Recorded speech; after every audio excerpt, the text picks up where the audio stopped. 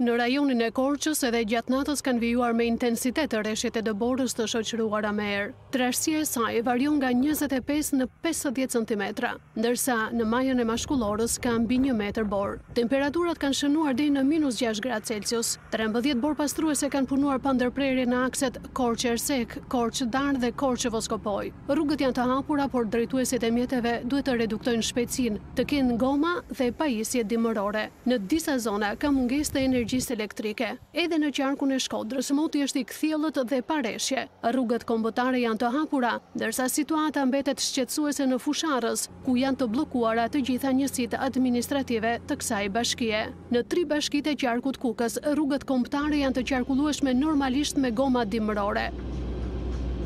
Në bashkinë Kukës janë të bllokuara disa njësi administrative, Arni, Zapodi, Grykçaja dhe Kalisi. Në bashkinë Has janë të bllokuara rrugët e fshatrave Nikoliçi dhe Vlahën, ndërsa rruga Krum-Cahan kalohet me vështirësi. Në disa njësi administrative të këtij qarku, edhe gjatë së dielës ka mungesë të energjisë elektrike. Në Dibër, në zonat e thella malore, bora ka arritur në 60 cm.